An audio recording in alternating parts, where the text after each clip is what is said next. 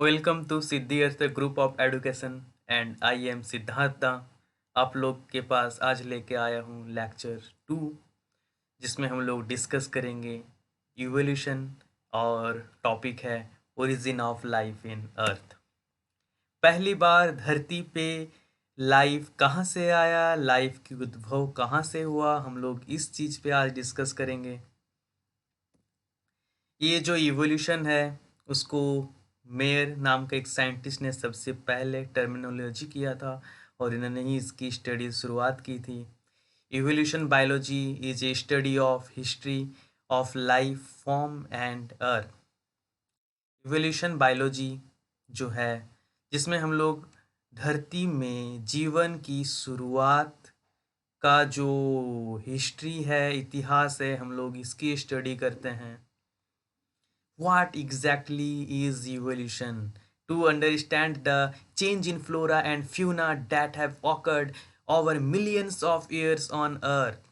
आज से millions years ago धरती पे जो फ्लोरा एंड फ्यूना का बर्थ हुआ था, कैसे हुआ था, ओरिजिन ऑफ लाइफ कैसे हुई थी, इवोल्यूशन, इस धरती का इवोल्यूशन कैसे हुआ था, तारे कैसे बने, यूनिवर्स कहाँ से आए, इन सभी की हम लोग अच्छे से चर्चा करेंगे।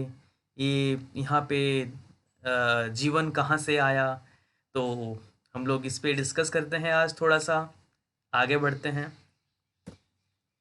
Origin of life in Earth. When we look at star on a clear night sky, we are in a way looking back in time. Satellite distance are measured in light years. हम लोग आसमान में जो तारे आज देख रहे हैं, एक्चुअल में वो तारे का आज का दिन में अस्तित्व होना और न होना दोनों पॉसिबल है, क्योंकि हम लोग जो आज तारे देख रहे हैं वो मिलियंस ईयर एगो उस तारे से जो लाइट निकली है उसकी journey millions of year ago शुरू हुआ था और आज हम उसको देख रहे हैं। अगर कोई तारे अपने journey millions of year ago शुरू कर सकता है, हम जिसे देखते हैं, तो हम लोग भी शायद नीट की तैयारी 2 साल पहले तो शुरू कर ही सकते हैं। तो बिल्कुल वाह वाह कीजिए आज के क्लास में। Satellite distance are measured in light years.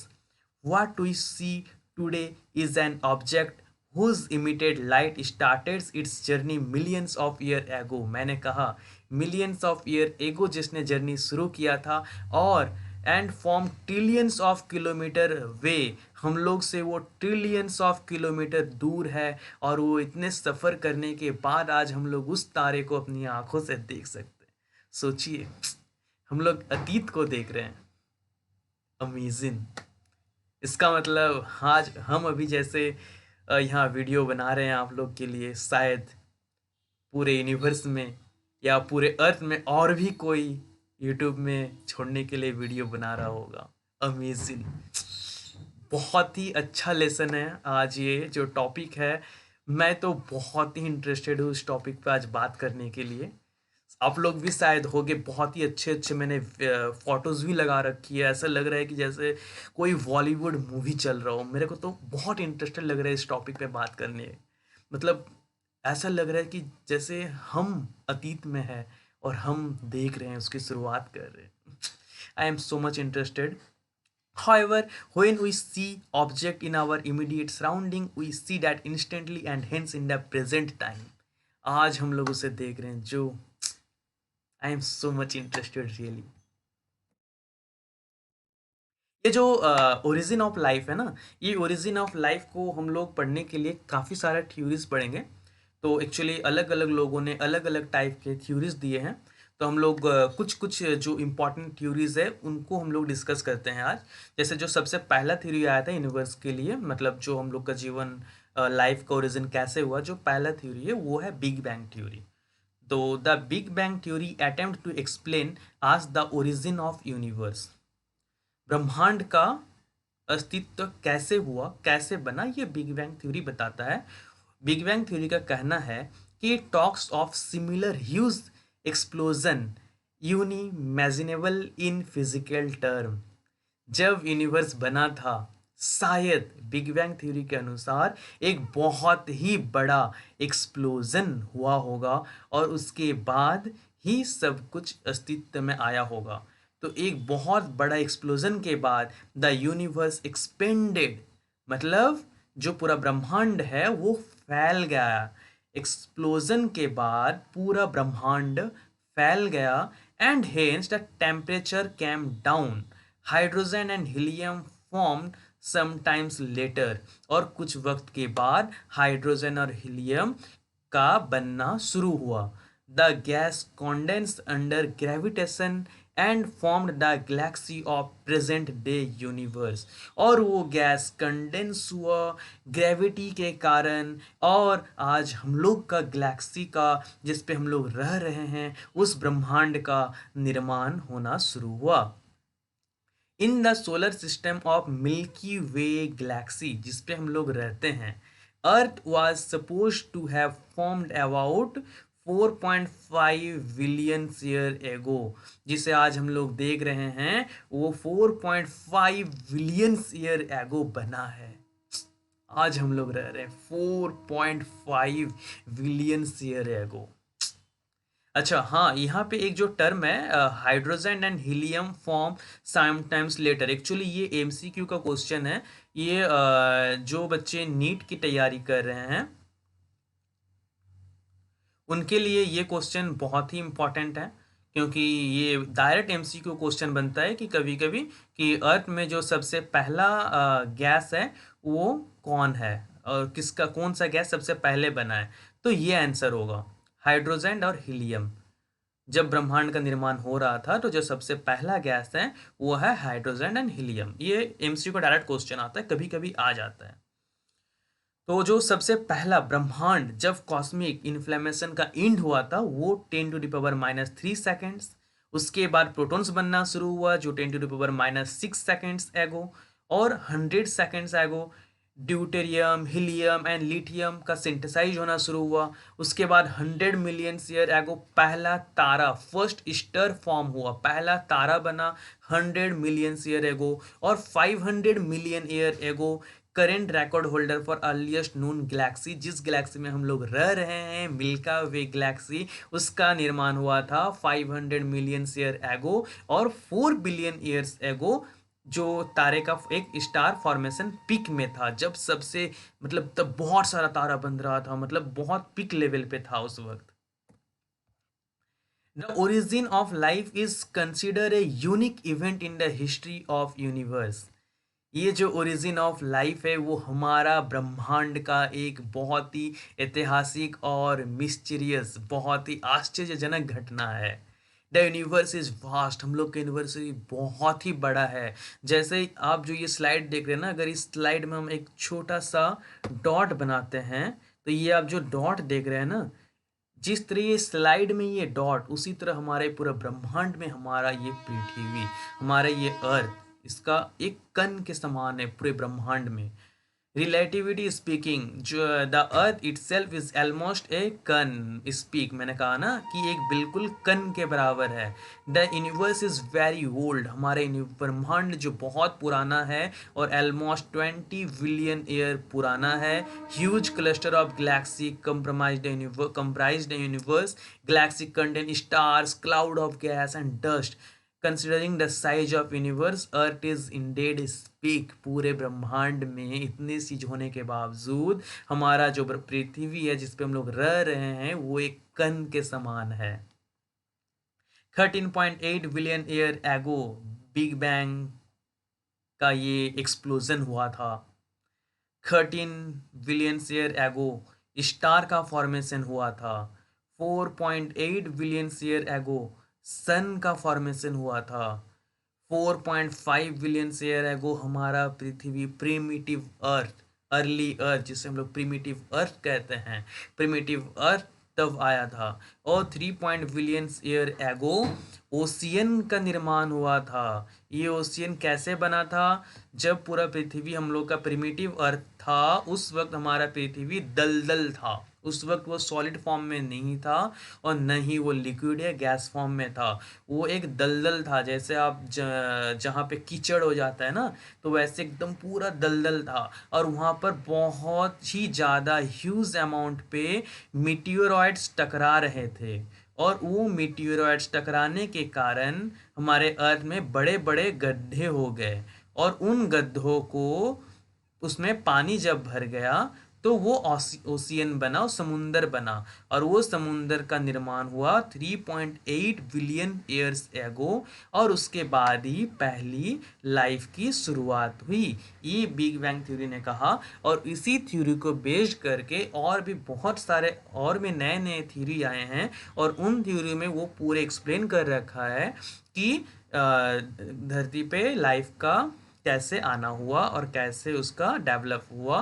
तो हम लोग नेक्स्ट एक्सपेरिमेंट में इसकी बात करते हैं, देखते हैं नेक्स्ट एक्सपेरिमेंट क्या है। वैसे कुछ लोगों ने बहुत ही वाहियात बातें कर रखा है, तो वो भी हम लोग डिस्कस करेंगे इसमें।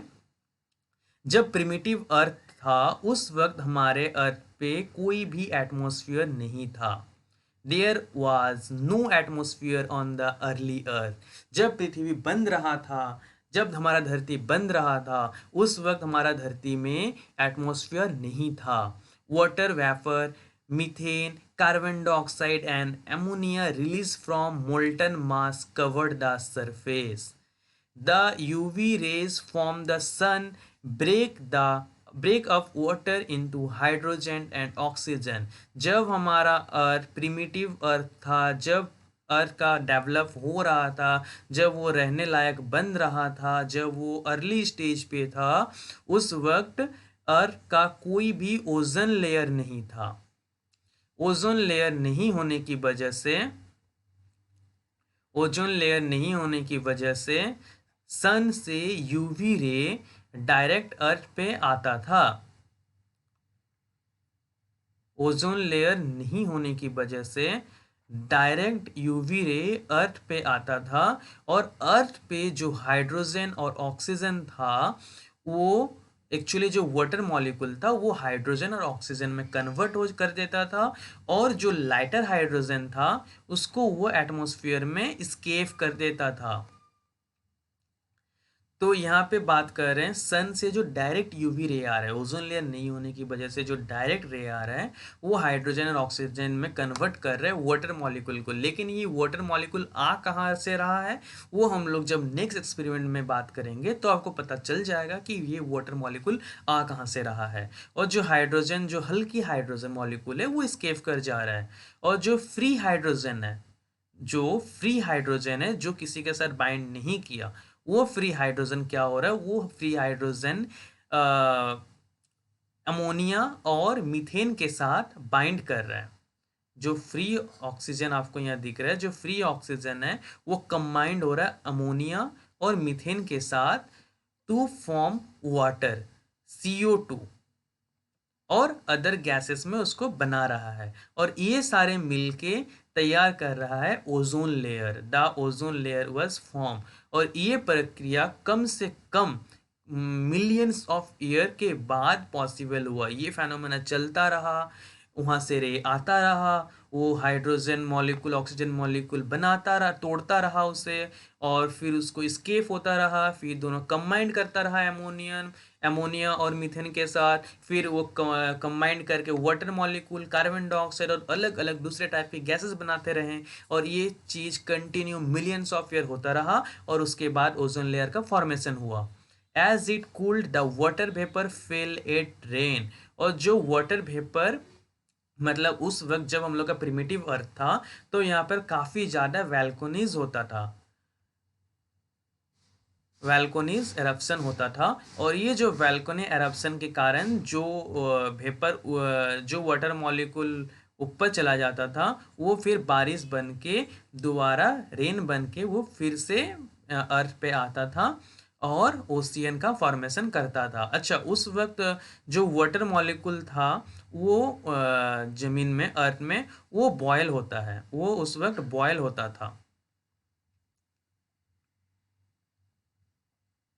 बॉयल क्यों होता था?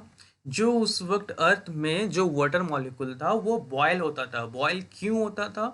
क्योंकि उस वक्त वैल्कोनिक एरप्शन होता था, बहुत ह्यूज अमाउंट पे हीट एनर्जी रिलीज होता था, और हीट के साथ और भी एनर्जीज होते थे, लेकिन वो काफ़ी ज़्यादा हीट एनर्जी होने के कारण जो लावा होता था वो काफ़ी ज़्यादा गर्म होता था, और उसके कारण जो पानी था वो बॉयल होने लगता था, और जिसके कारण वो पानी वेपर हो गया और बाद में रेन होके जैसे जमीन में आता। तो ये प्रोसेस भी कंटिन्यू मिलियंस ऑफ ईयर चलता रहा, ऑलमोस्ट 4 बिलियंस ईयर एगो। अच्छा, यहाँ पे नीट के लिए एक बहुत इंपॉर्टेंट क्वेश्चन आता है, कभी कभी हाई लेवल का क्वेश्चन पूछ देता है। तो ये क्वेश्चन ये है कि जो यूवी रे है, यूवी रे में सबसे डेंजरस रे कौन सा होता है? तो वो आंसर है UV ray C. UV C is more dangerous.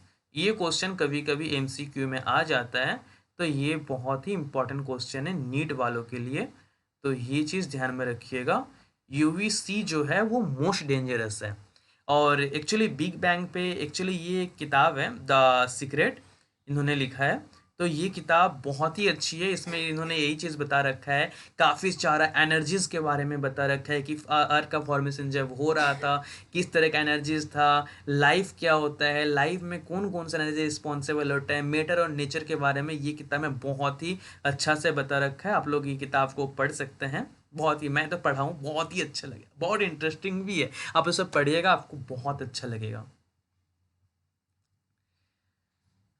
अच्छा, यही है जो आपको मैं बता रहा था, यही मीटियोराइड्स होता है, मीटियोराइड का बोम्बार्डमेंट, जिसके कारण यहाँ पे बड़े बड़े गड्ढे हो गए थे अर्थ के सरफेस में, और यहीं पर वाटर मॉलिक्यूल आके नए नए ओशियन का निर्माण किया था। यही यही मीटियोराइड्स था, और ये वैल्कोनिक्स। अच्छा, मैं आपको एक बात बताता हूँ, ये वॉल्केनिक होता क्या है?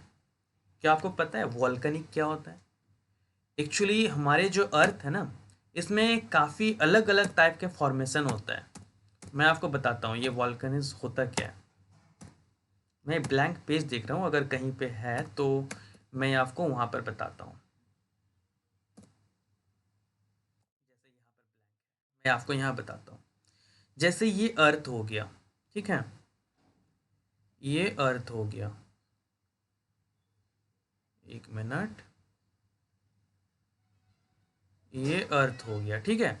अब अर्थ का जो सरफेस है उसके अंदर, ये अंदर की लेयर हो गया अर्थ का, और जो अर्थ का अंदर की लेयर है वो प्लेटों से बना हुआ है। ये चीज़ सब आप शायद जियोग्राफी में पढ़े होंगे। मैंने आपको लास्ट क्लास में शायद एक चीज़ बताया था कि जियोग्राफी और जियोलॉजी में डिफरेंट क्या है।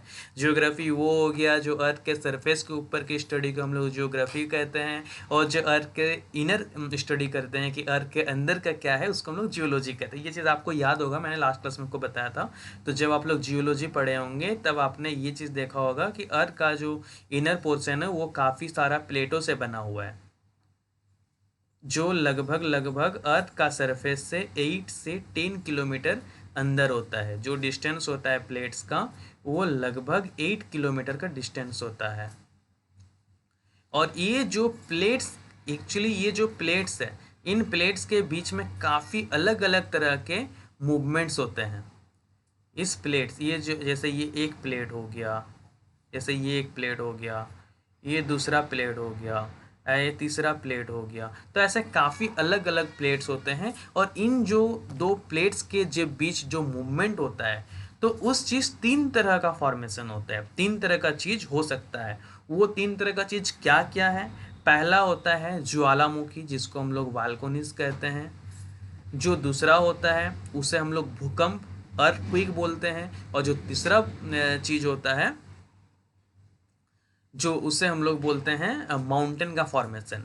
अब वो 3 मूवमेंट कैसा होता है? जैसे मान लीजिए ये एक प्लेट हो गया, जैसे मान लीजिए ये एक प्लेट हो गया और ये एक प्लेट हो गया। जब ये दो प्लेट, मान लीजिए एक प्लेट जा रहा है ऊपर की ओर और एक प्लेट जा रहा है नीचे की ओर, मूवमेंट, ये जो दो प्लेट है, यानी एक, जैसे ये दो प्लेट है, अब एक प्लेट अगर नीचे की ओर जा रहा है और एक प्लेट थोड़ा ऊपर की ओर जा रहा है, तो उस वक्त जो मूवमेंट के कारण जो भी प्रॉब्लम होता है उसे हम लोग बोलते हैं अर्थक्वेक या भूकंप बोलते हैं। और जैसे मान जब भूकंप होता है तो जैसे मान लीजिए यहाँ पे दो प्लेट का जंक्शन है। मैं इसको अलग कलर का पेन से आपको दिखाता हूँ। जैसे यहाँ पे ये जो प्लेट का दो प्लेट का जंक्शन पॉइंट ये हो गया, तो इससे हम लोग बोलते हैं ईपी सेंटर। और यहीं से पूरे भूकंप का जो मेन सेंटर होता है उससे हम लोग ईपी सेंटर बोलते हैं। और यहीं से असल जो भूकंप का जो झटका लगता है वो यहीं पर लगता है।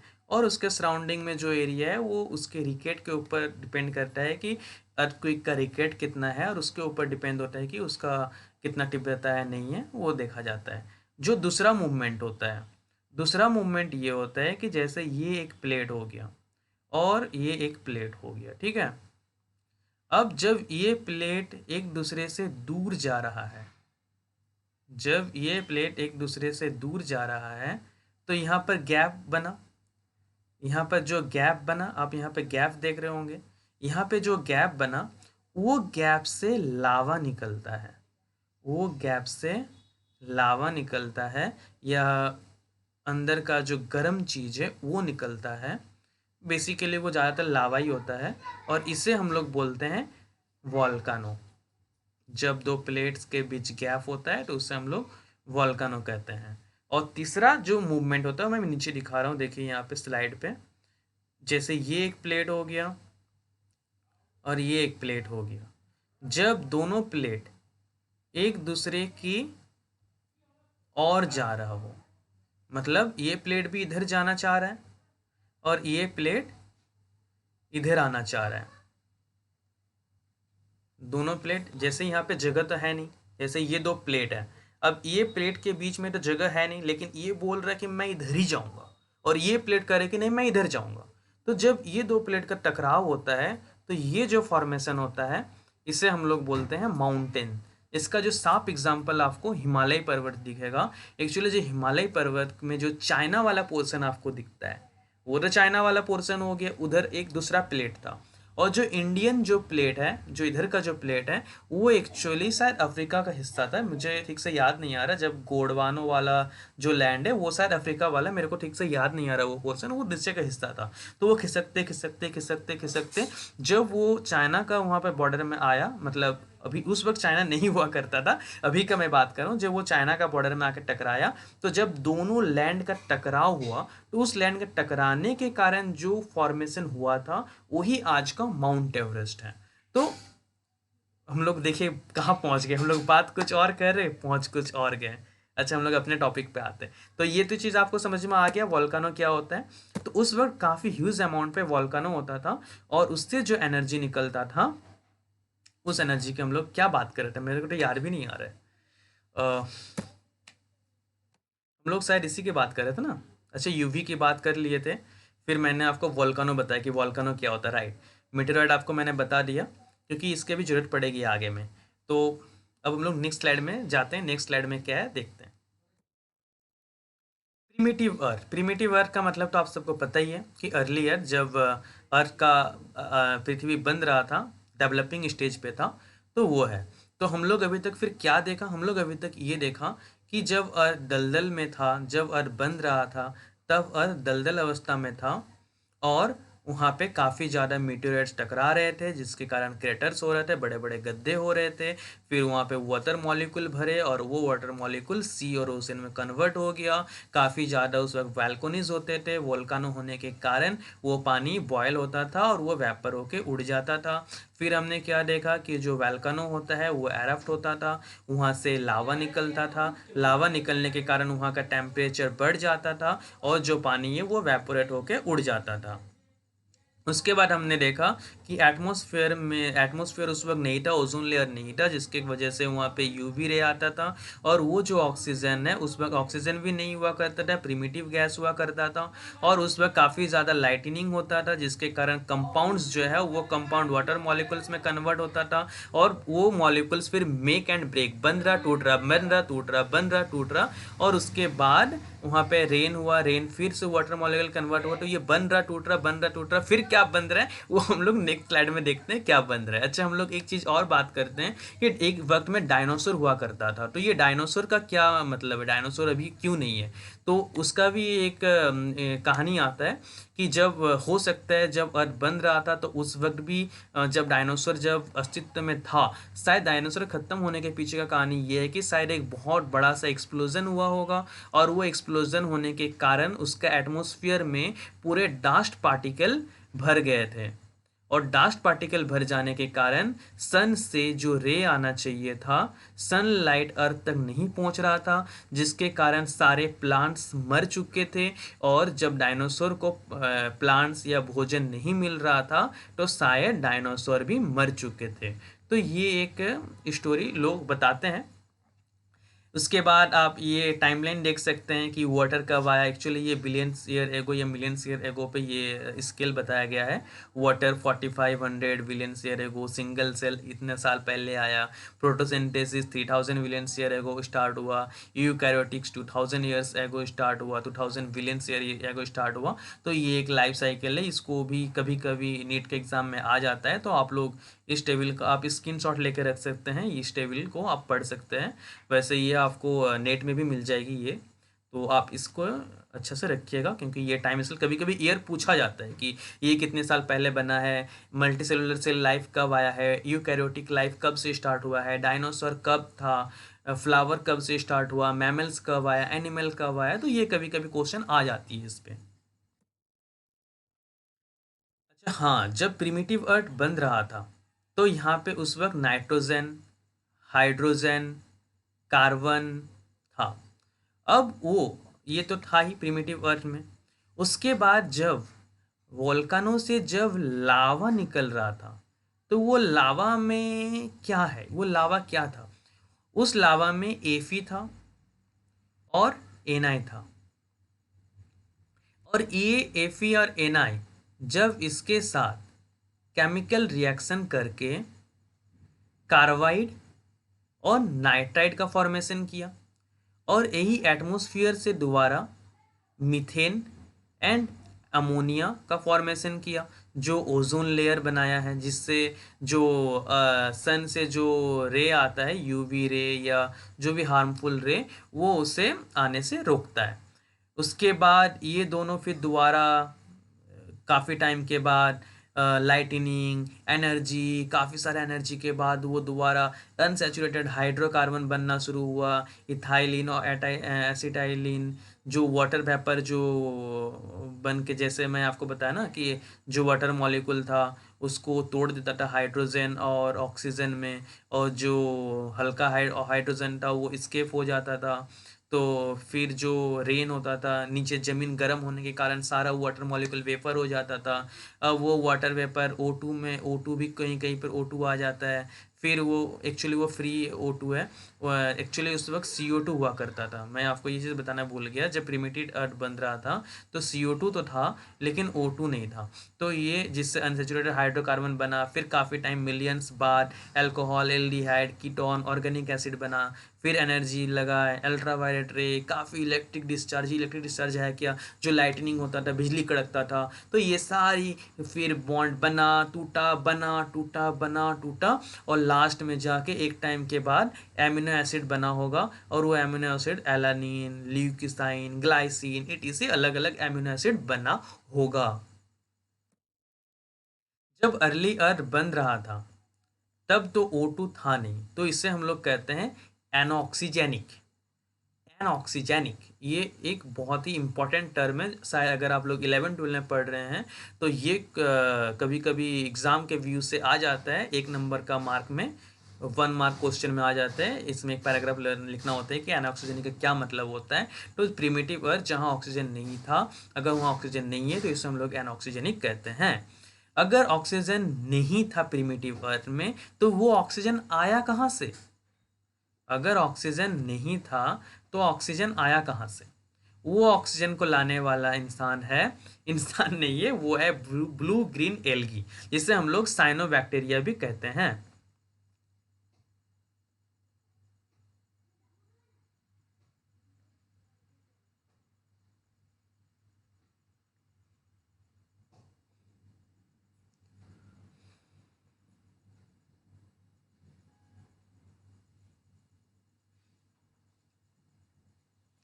Blue green algae.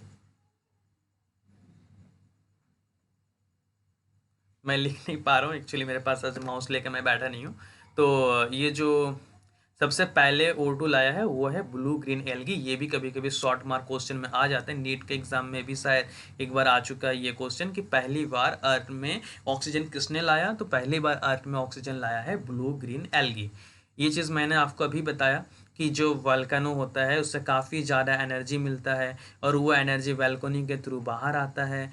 H2S already इससे निकलता है, H2S, और ऑलरेडी पहले से H2O वेपर फॉर्म में है, CO2 है, मीथेन है, नाइट्रोजन है। तो ये सब बॉन्ड काफ़ी ज़्यादा ब्रेक हुआ टूटा बना, ब्रेक हुआ टूटा बना। ऊपर से लाइटनिंग भी हो रहा है, ऊपर से UV रे भी आ रहा है। तो ये रे, लाइटनिंग, ऊपर से जो वैल्कोनी का जो वॉल्कानो का जो एनर्जी रिलीज हो रहा है H2S, या फिर और जो हीट एनर्जी आ रहा है, उन सब से मिलने के बाद वो बॉन्ड बना टूटा बना टूटा और लास्ट में वो एमिनो एसिड का फॉर्म लिया होगा। और अगर एमिनो एसिड बन गया तो मे बी प्यूरिन पायरिडीन भी बना होगा और लास्ट में आरएनए भी बना होगा।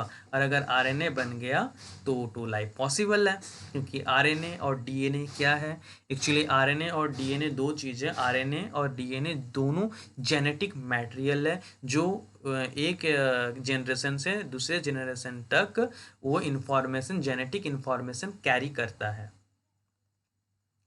ये चीज़ भी सेम फिगर है, वैल्कोनस से एनर्जी निकला, हाइड्रोजन वाटर सब कुछ कंपाउंड बना के लास्ट में कंपाउंड बनाया, ये चीज़ भी सेम चीज़ है। अच्छा, तो लाइफ को बनाने के लिए प्रोटीन का होना जरूरी है, बिना प्रोटीन का तो लाइफ पॉसिबल नहीं है और हम लोग को प्रोटीन बनाना है। तो अगर हम लोग को प्रोटीन बनाना है तो आरएनए से प्रोटीन बनाना ज़्यादा इजी है, जबकि डीएनए से प्रोटीन बनाना हार्ड है। क्यों? क्योंकि आरएनए से प्रोटीन बनाना सिंगल स्टेप प्रोसेस है और डीएनए से प्रोटीन बनाने के लिए जो डबल स्टेप प्रोसेस है, क्योंकि डीएनए से मुझे पहले आरएनए बनाना होगा और फिर आरएनए से प्रोटीन बनाना होगा। जो डीएनए होता है वो अनरिएक्टिव होता है और अनस्टेबल होता है। जो आरएनए होता है वो तो आपको मैंने अभी बताया कि वो फर्स्ट जेनेटिक मटेरियल भी है और वो रिएक्टिव होता है वो, और अनस्टेबल होता है। अब सवाल ये है कि अगर डीएनए अनरिएक्टिव के जगह रिएक्टिव हो जाए तो, अगर डीएनए अगर डीएनए रिएक्टिव हो जाए तो म्यूटेशन हो जाएगा, मतलब चेंजेस हो जाएगा। लेकिन क्या चेंजेस होगा? म्यूटेशन का मतलब होता है कि ये अनवांटेड कैरेक्टर, एक्चुअली म्यूटेशन का दूसरा मीनिंग होता है, लेकिन हम लोग अभी बात कर रहे इवोल्यूशन चैप्टर पढ़ रहे हैं। तो इवोल्यूशन में म्यूटेशन हो रहा है, डीएनए रिएक्टिव हो रहा है का मतलब ओल्ड अनवांटेड कैरेक्टर डेवलप हो जाएगा जो डायरेक्शन लेस होगा। ओल्ड अनवांटेड कैरेक्टर का क्या मतलब है? ओल्ड अनवांटेड कैरेक्टर का मतलब ये है कि आपका पुराना कोई कैरेक्टर, मतलब आप तो पहले इंसान नहीं आया है, पहले कोई आरएनए बना है, फिर आरएनए से कोई ना कोई वायरस बना है, बैक्टीरिया बना, फिर एल्गी बना है, फिर फंगस बना है, फिर प्लांट बना है, उसी तरह फंगस फिर इधर एनिमल बना है। तो पहले मछली आया होगा, फिर ऑक्टोपस आया होगा। तो इस तरह जो इवोल्यूशन का प्रोसेस में डायरेक्ट इंसान नहीं आया होगा। तो जो हमारा पास्ट है, यानी इवोल्यूशन के प्रोसेस में जो हमारा पास्ट है, चाहे जैसे मंकी को ले लेते हैं, तो मंकी का कोई कैरेक्टर हमारे अंदर आ सकता है, क्योंकि इवोल्यूशन के प्रोसेस में हम लोग वो होके ही गुजरे हैं। तो ओल्ड वांटेड कैरेक्टर का मतलब फिर देखेंगे इंसान बोलने की जगह ई करने लग गया है, तो ये अनवांटेड कैरेक्टर आ जाता है जो लीथल होता है और रिग्रेसिव होता है। तो ये हमेशा ध्यान रखेगा कि डीएनए अगर रिएक्टिव हो जाए तो वो म्यूटेशन कॉज करता है और अनवांटेड कैरेक्टर को डेवलप करता है। और अगर आरएनए रिएक्टिव हो जाए तो वो भी म्यूटेशन ही कॉज करता है। जैसे कैंसर हो गया, आज का अगर हम लोग नॉर्मल डिजीज का बात करें तो कैंसर भी म्यूटेशन के कारण ही होता है। उसके बाद एक सबसे वाहियात जो थ्योरी है वो आता है, थ्योरी ऑफ पेनिस्पर्मिया। ये थ्योरी ये कहता है कि शायद जो लाइफ है वो किसी दूसरे ग्रह से आया है, मतलब ये हम लोग का अर्थ हो गया। कोई स्पेस से कोई फॉरेन पार्टिकल उड़ते हुए हमारा अर्थ पे आ गया और यहाँ पर लाइफ का फॉर्मेशन स्टार्ट हो गया। क्या आपको लगता है कि अगर मैं आपको स्पेस में जाकर छोड़ दूं तो क्या आप सरवाइव कर पाइएगा? बिल्कुल नहीं। क्यों नहीं कर पाएंगे? क्योंकि वहाँ पर कॉस्मिक रे है, यूवी रेज है, आप सरवाइव वहाँ नहीं कर सकते, वहाँ म्यूटेशन हो जाएगा, इंसान मर जाएगा। वहाँ पे ऑक्सीजन भी नहीं है, तो इंसान वहाँ पे जीवित नहीं रह सकता है। तो कोई भी स्पेस से फॉरेन पार्टिकल यहाँ आके कैसे वो लाइफ सरवाइव कर सकता है? लेकिन कुछ लोग कहते हैं, तो देखते हैं कुछ लोगों का क्या मानना है। Did life come from outer space? जवाब है नहीं। Some scientist believe that it come from outside it. कुछ साइंटिस्ट का मानना है कि लाइफ दूसरे फॉरेन स्पेस से आया है।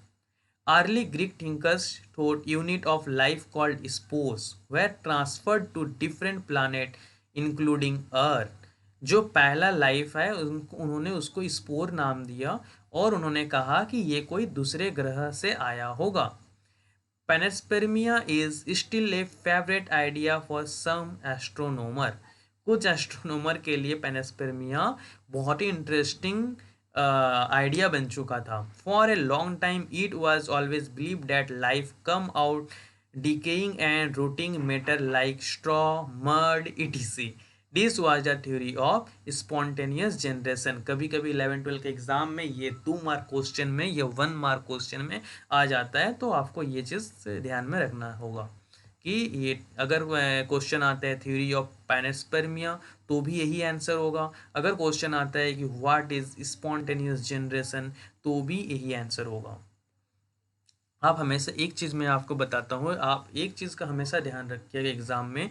अगर आप कोई भी एग्ज़ाम आफ्टर 10 का मैं बात नहीं करूँगा, आफ्टर 10 अगर आप कोई भी एग्ज़ाम दे रहे हैं, रिटन एग्ज़ाम दे रहे हैं, तो उसमें अगर कोई भी आंसर को आप पॉइंट वाइज लिखते हैं तो वो एग्ज़ामिनर को चेक करने में ज़्यादा हेल्प होता है और आपको नंबर भी ज़्यादा मिलता है। इसलिए हमेशा कोशिश कीजिएगा कोई भी आंसर को पॉइंट वाइज लिखने का और टू दी पॉइंट आंसर लिखिएगा।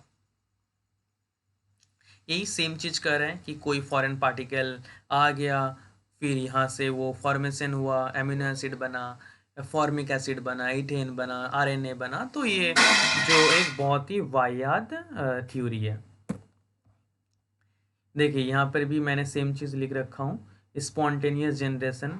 लाइफ क्या सरवाइव कर सकता है स्पेस में? बिल्कुल नहीं कर सकता, क्योंकि मैंने अभी आपको बताया कि यहाँ कॉस्मिक रे है, यूवी रे है, दैट मीन्स पॉसिबल नहीं है स्पेस में। कुछ साइंटिस्ट का मानना है, कुछ लोगों तक, कुछ दिनों तक सेम चीज़ मानते रहे कि हाँ स्पॉन्टेनियस जनरेशन ही हुआ था, मतलब फॉरेन आया था। कुछ लोग तो ये भी तर्क दिए थे कि जब मैं गंदे जगह पे कपड़े रख दिए तो वहाँ से चूहे निकल सकते हैं। जब मीट से अगर हम मीट रख दिए कहीं पे, वहाँ से अगर मैगोट्स आ सकता है, तो फॉरेन स्पेस से क्यों नहीं लाइफ आ सकता है? तो वहाँ पर और कुछ लोगों ने फिर अपना तर्क रखा कि शायद आपने वो क्लॉथ्स गंदे जगह पे रख दिए होंगे, वहाँ पर चूहे गए होंगे, फिर वहाँ पे बेबी हुआ होगा और वहाँ से माइस निकले होंगे। फिर कुछ लोगों ने कहा कि आप जहाँ मीट रखे होंगे शायद वहाँ पर फ्लाइज आके बैठा होगा और फ्लाइज आने के कारण वहाँ पर वो फ्लाइज वहाँ एक दिए होंगे, देन लार्वा हुआ, मैगोट्स हो गया होगा। तो कुछ लोग ये तर्क देते हैं। तो ये सारी चीज़ें गलत है, स्पॉन्टेनियस जनरेशन पॉसिबल नहीं है और स्पेस से कोई लाइफ नहीं आया है। तो आया कैसे? हम लोग का सवाल अभी तक जवाब नहीं मिला। देखते हैं अगले एक्सपेरिमेंट क्या है। अगला एक्सपेरिमेंट किया है फ्रांसेसो रेड्डी। 1668 में उन्होंने एक्सपेरिमेंट किया था और उन्होंने एक्सपेरिमेंट में ये बताया कि एक उन्होंने जार लिया था, फ्लैक्स लिया था, और फ्लास्क के अंदर उन्होंने मीट का टुकड़ा रख दिया था। आप देख रहे हैं यहाँ पे ये मीट का टुकड़ा रखा हुआ है और ऊपर से कॉर्क लगा हुआ है। तो उन्होंने देखा कि वहाँ पर कोई भी तरह का लाइफ का फॉर्मेशन नहीं हुआ क्योंकि वो सील्ड था। उसके बाद उन्होंने दोबारा एक मांस का टुकड़ा रखा और उसको भी ढक के रखा। वहाँ पर भी कोई भी तरह का लाइफ का फॉर्मेशन नहीं हुआ। और उन्होंने तीसरा जो एक फ्लास्क और रखा था जिसमें वो मीट रखे थे, और उन्होंने सारे चीज़ को ओपन रखा था। तो उन्होंने देखा कि वहाँ पर काफ़ी सारे फ्लाइज आए, वहाँ मैगोट हुआ और फिर फ्लाइज बने। तो उन्होंने उनको फिर ये पता चला इस एक्सपेरिमेंट से कि लाइफ हमेशा लाइफ से ही आता है। उनको एक्सपेरिमेंट से ये पता चला कि लाइफ से ही लाइफ का डेवलप होता है। लेकिन लाइफ कहाँ से आया पहली बार, ये चीज़ अभी तक पता नहीं चला। ये तो कंफर्म हो गया कि लाइफ से ही लाइफ आती है, लेकिन लाइफ कहाँ से आई फर्स्ट टाइम। उसके बाद लुई पास्चर ने 1859 में दोबारा एक्सपेरिमेंट किया। श्वेन निग्ड फ्लास्क में उन्होंने ये एक्सपेरिमेंट किया था। Louis Pasteur be carefully experimentation demonstrated that life comes only from pre-existing life। जो एक्सपेरिमेंट रेड्डी ने 1688 में किया था कि लाइफ हमेशा प्री एग्जिस्टिंग लाइफ से ही आती है। He shows that in pre-sterilized flask, life did not come from killed yeast, while in another flask open to air, new living organism arose from killed yeast। उन्होंने same experiment को स्वान necked flask में दोहराया था।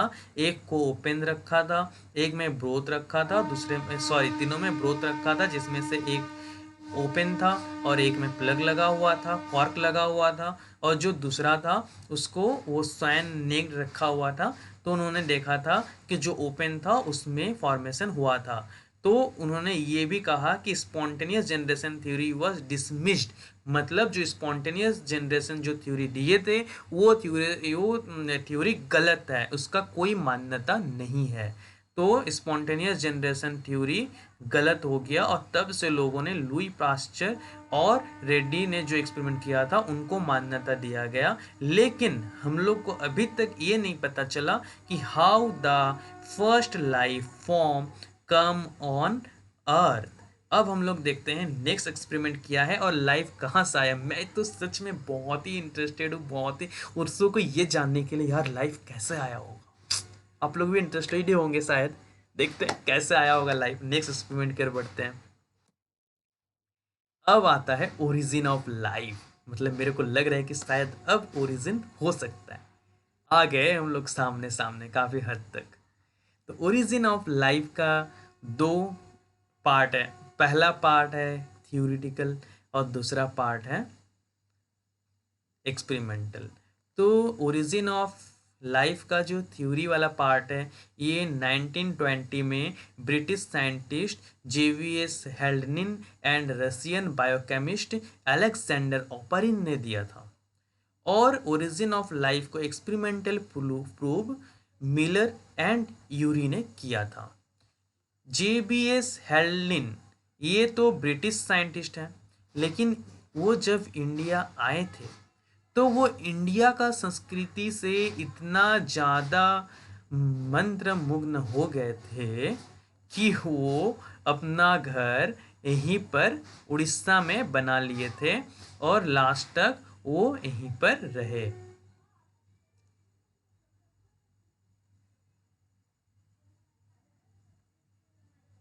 वो उड़ीसा में ही last तक रहे JVS हेल्डन ने।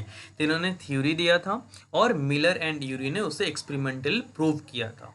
तो जेवी एंड हैंडलिन और ए आई ओपारिन, अलेक्जेंडर ओपारिन को हम लोग ए आई ओपारिन भी कहते हैं। तो देखते हैं, इसे हम लोग शॉर्ट में कहते हैं हैंडलिन एंड ओपारिन थ्योरी। तो हैंडलिन एंड ओपारिन थ्योरी क्या कहता है, चलिए देखते हैं। Oparin of Russian and Handlin of England proposed that the first form of life could have come from pre-existing non-living organic molecule, example RNA, protein, etc। उन्होंने ये कहा कि पहला जो लाइफ है वो प्री एग्जिस्टिंग लाइफ से तो आया है, ठीक है, लेकिन प्री एग्जिस्टिंग उन्होंने कहा नो, सॉरी एक्चुअली जो ओपरिन एंड हर्ल्डिन का थ्योरी है उनका ये कहना है कि जो पहला लाइफ आया है वो pre existing non living, living नहीं, नॉन लिविंग ऑर्गेनिक मॉलिक्यूल। ये बात सही है। उन्होंने जो पहले जो थ्योरी उन्होंने रखा था स्पॉन्टेनियस के बाद वाला थ्योरी क्या पढ़े हम लोग अभी? लुई पास्चर और रेड्डी का जो एक्सपेरिमेंट था उसमें उन्होंने ठीक कहा है कि लाइफ से लाइफ का होना पॉसिबल है, ये थ्योरी गलत नहीं है। लेकिन इनका कहना है कि जो पहला लाइफ यानी लाइफ से भी पहला जो लाइफ आया वो कहाँ से आया? वो आया है pre existing non living organic molecule, that is RNA, protein से ही बना होगा। And that formation of life was preceded by chemical evolution. और ये आरएनए एंड प्रोटीन कैसे बना है? वो बना है केमिकल इवोल्यूशन के थ्रू और formation of diverse organic molecule form inorganic constituent. तो ये कैसे बना? ये बना है केमिकल इवोल्यूशन और जिसमें ऑर्गेनिक मॉलिक्यूल इनऑर्गेनिक कॉन्स्टिट्यूएंट से बना है। तो ये केमिकल इवोल्यूशन में जो सबसे पहला है कार्बन, नाइट्रोजन, ऑक्सीजन और हाइड्रोजन। मैं आपको जो पहला फिगर में बताया था, तो ये चार काफ़ी ज़्यादा इनको एनर्जी मिल रहा है वॉल्केनिक और लाइटनिंग से, बॉन्ड्स ब्रेक हो रहा है, बंद रहा है, ब्रेक हो रहा है, बंद रहा है, और फिर लास्ट में जाके आरएनए या प्रोटीन बना होगा। लेकिन वो आरएनए प्रोटीन तो हजारों बार बना होगा, क्योंकि अगर ये प्रोसेस मिलियंस ऑफ ईयर से चल रहा है तो मे बी आरएनए एक ही बार तो नहीं बना होगा, इससे पहले भी आरएनए बन चुका होगा। लेकिन उस आरएनए और ये आरएनए में फ़र्क ये है कि जो उस वक्त आरएनए बना था वो आरएनए रेप्लिकेट नहीं कर रहा है और ये आरएनए रेप्लिकेट कर रहा है।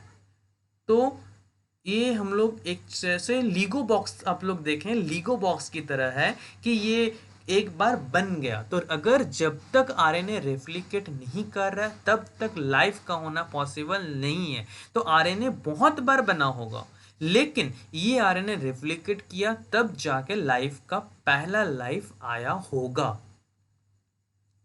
The condition on Earth were high temperature, volcanic storms, reducing atmosphere containing CH4, NH2, etc. तो ये काफ़ी ज़्यादा हाई टेम्परेचर, वॉल्केनिक स्ट्रोम्स, ये सब कंडीशन काफ़ी ज़्यादा झेलने के बाद बॉन्ड्स ब्रेक हुआ, फॉर्म हुआ, ब्रेक हुआ, फॉर्म हुआ, बना टूटा और लास्ट में जाके आरएनए बना होगा। अब इससे हम लोग एक्सपेरिमेंटल पढ़ते हैं। मिलर एंड यूरी ने एक्सपेरिमेंटल प्रूव किया, तो एक्सपेरिमेंटल सेटअप क्या था हम लोग वो देख लेते हैं एक बार। अच्छा, उससे पहले हम लोग थोड़ा सा बात कर लेते हैं ये ऑक्सीजन के लिए, ऑक्सीजन के बारे में। जब प्रिमिटिव अर्थ बना था तब ऑक्सीजन नहीं था और आज का प्रेजेंट अर्थ में ऑक्सीजन है। तो यहाँ पे एक क्वेश्चन है, यहाँ पे एक क्वेश्चन है कि उस वक्त जब ऑक्सीजन नहीं था अर्थ में तब लाइफ ओरिजिनेट हुआ। आज का अर्थ में ऑक्सीजन है, क्या आज लाइफ का ओरिजिनेट होना पॉसिबल है? जवाब होगा नहीं। उस वक्त ऑक्सीजन नहीं था तो लाइफ का होना पॉसिबल था, लेकिन आज ऑक्सीजन है तो आज लाइफ का होना पॉसिबल नहीं है। क्यों? क्योंकि आज जो ऑक्सीजन हम दिख रहा है वो ऑक्सीजन अगर कोई भी चीज़ फॉर्म होगा तो वो ऑक्सीजन उस चीज़ को ऑक्सीडाइज कर देगा और वो डैमेज हो जाएगा। इस वजह से अगर आज लाइफ ओरिजिनेट होता है या कोई चीज़ प्रोड्यूस्ड होता है तो वो नहीं हो पाएगा, वो ऑक्सीजन उसे ऑक्सीडाइज कर देगा और उसे डैमेज कर देगा। लेकिन हम लोग तो ऑक्सीजन से सांस ले पाते हैं, और तो क्या हुआ, ऑक्सीजन हार्मफुल भी है और बेनिफिट भी देता है। तो मतलब ये ऑक्सीजन है वो एक ढाल, दो ढाल का एक तलवार है, दो धार का एक तलवार है। तो जो ऑक्सीजन है वो रेस्पिरेशन करता है, और जो फ्री ऑक्सीजन है वो ऑक्सीडेटिव डैमेज करता है और फ्री रेडिकल बनाता है, और वो फ्री रेडिकल बनने के कारण ही हमारा एज होता है और हम बूढ़े हो जाते हैं और हम मर जाते हैं। और इसी ऑक्सीडेटिव डैमेज या फ्री रेडिकल को कम भी तो किया जा सकता है, मेडिसिन भी तो अवेलेबल होगा। ऐसा थोड़ी है, नहीं तो फिर तो हम बहुत ही जल्दी बूढ़े हो जाएंगे। तो इसको कम करने के लिए ड्रग भी अवेलेबल है, और उससे ड्रग को हम लोग बोलते हैं एंटीऑक्सीडेंट। एंटीऑक्सीडेंट अगर हम लोग लेंगे तो फ्री रेडिकल बनेगा, लेकिन जो बनता है उससे बहुत कम अमाउंट में बनेगा, और हम लोग ज़्यादा दिन तक यंग रहेंगे, हम लोग ज़्यादा दिन तक जवान रहेंगे। तो ये एंटीऑक्सीडेंट मुझे कहाँ से मिलेगा? तो ये एंटीऑक्सीडेंट मुझे इन सब फ्रूट्स से मिलेगी। वाइट ग्रेप्स, पेयर, बनाना, नासी, इन चीज़ों से मुझे बहुत सारी ह्यूज अमाउंट पे एंटीऑक्सीडेंट मिलेगी, और हमारा ज़्यादा दिन तक यंग रहेंगे। ये एक बुक है, अमीश त्रिपाठी ने लिखा है।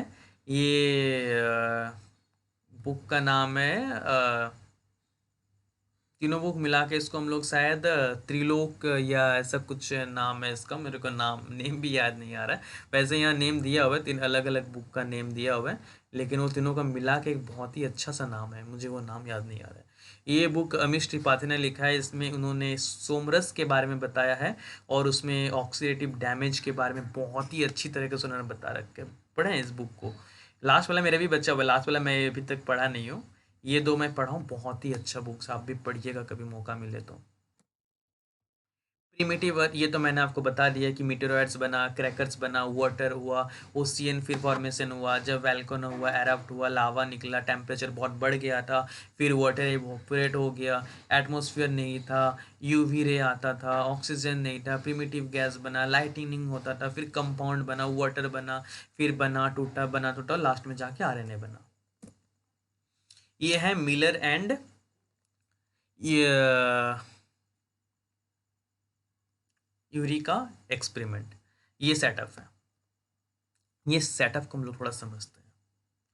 एक्चुअली ये वाला पार्ट अभी हम लोग भूल जाते हैं, ये ऊपर वाला पार्ट हम लोग देखते हैं, ठीक है।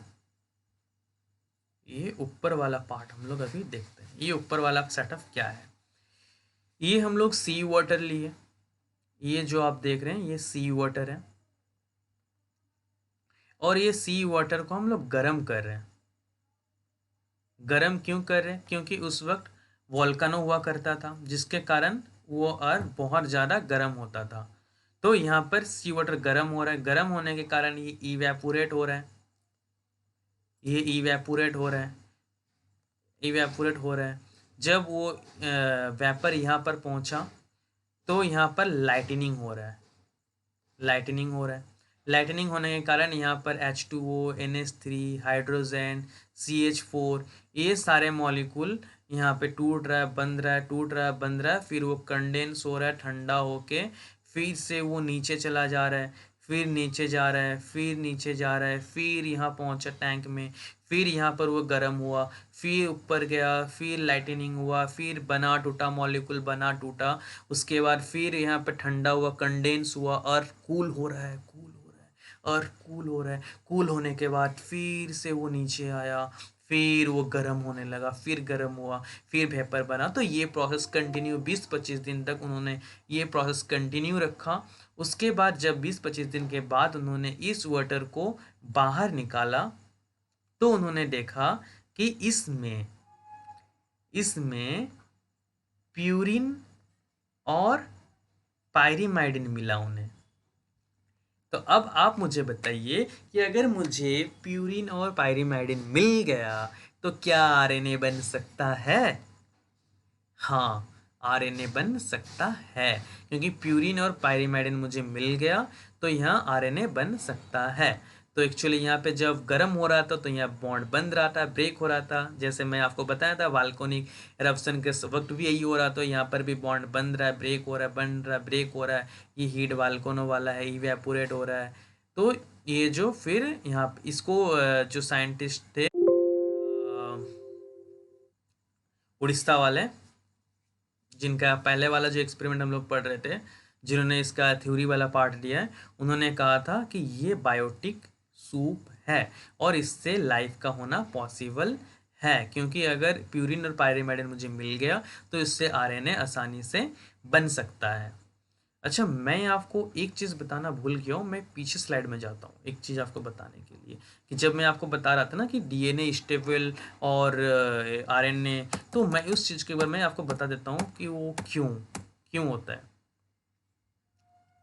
मैंने यहाँ आपको बताया कि जो डीएनए है वो स्टेबल होता है। डीएनए स्टेबल क्यों होता है? क्योंकि डीएनए में डबल स्टैंडर्ड होता है।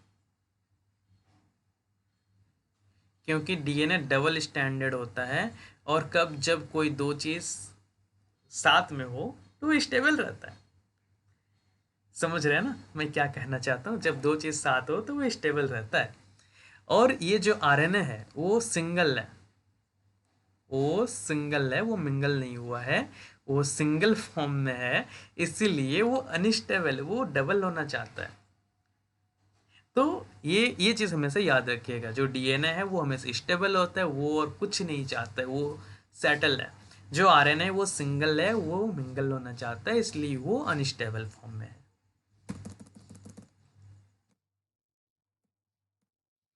तो ये एक्सपेरिमेंट तो पार्ट मैंने आपको बता दिया, यही एक्सपेरिमेंट वाला पार्ट है। जो नेचुरल में मैंने आपको जो पहला वाला पढ़ाया था वो ही इन्होंने एक्सपेरिमेंट में किया था, और लास्ट में जो सूप आया था, बायोटिक सूप, ये बायोटिक सूप ही फिर आरएनए बन सकता है इससे। सेम चीज़ यहाँ पर लिखी हुई है थ्योरी में, एग्जाम ऑफ व्यूज है। In 1993 S L Miller and American scientist create similar condition of a laboratory scale. उन्होंने सेम चीज लेबोरेटरी स्केल पे किया था। He create electric discharge in closed flask containing CH4H2NH3 and water vapour at 8000 Celsius. ये जो water जो vapour होकर ऊपर की ओर जा रहा है वो 8000 सेल्सियस डिग्री पे सेल्सियस डिग्री है, और फिर यहाँ पे नीचे जाके कंडेंस हो रहा है, फिर ठंडा हो रहा है, फिर जाके गर्म हो रहा है। और ये जो है यहाँ ऑलरेडी पहले से अवेलेबल था। He observed formation of amino acid. It's similar experiment. Others observe formation of sugar, nitrogen base, pigments and fats. फिर वो एमिनो एसिड बना, फिर उन्होंने देखा कि शुगर बना, नाइट्रोजन बेस बना, वही जो प्यूरिन है प्यूरिमाइडिन, नाइट्रोजन बेस बना, पिगमेंट्स बना, फैट्स बना। Analysis of the materials contains also revealed similar compound indicating the similar process and occurring itself in space. With the limited evidence, the first part of the conjugate story, that is chemical evolution, was more or less accepted. These were probably single cell, ये पहला single possible है, ये single cell आया होगा। All life form were in water environment. The first non-cellular form of life could have originated 3 billion years ago. यहाँ पे आप देख रहे होंगे, the they would have gain molecule RNA protein polysaccharide etc.. तो ये चीज़ जो एक्सपेरिमेंटल वाला पार्ट है वो यहाँ पे लिखी हुई है, आप इसका स्क्रीनशॉट ले सकते हैं, अगर एग्जाम में आए तो आप इसे लिख सकते हैं। फिर बना फॉर्मेशन ऑफ प्रोटोसेल। ये कैसे बना? प्रिमिटिव अर्थ था, प्रिमिटिव अर्थ से रिड्यूस हुआ एटमॉस्फेयर, ठंड हुई, फिर इनऑर्गेनिक केमिकल्स बना, उसके बाद एनर्जी, बहुत सारा एनर्जी लगा, एबायोटिक सिंथेसिस हुआ, स्मॉल ऑर्गेनिक मॉलिक्यूल्स बना, फिर स्मॉल ऑर्गेनिक से वो मैक्रो मॉलिक्यूल में कन्वर्ट हो गया, मैक्रो मतलब बड़े मॉलिक्यूल्स में कन्वर्ट हुआ, फिर उस मॉलिक्यूल के चारों ओर मेम्ब्रेन बना, प्लाज्मा मेम्ब्रेन बना, फिर सब एक साथ जुड़ा अच्छा से, और लास्ट में बना प्रोटोसेल, सेम चीज़ यहाँ पर है। और जो अगर सेल्फ रेप्लिकेशन नहीं हो सकता तो कोई भी लाइफ का पॉसिबल नहीं है, तो सेल्फ रेप्लिकेशन आरएनए का होना ज़रूरी है। तो लास्ट में हम लोग को पता चला कि हाँ एक सेल बना है और फर्स्ट लाइफ का ओरिजिन हो गया फाइनली।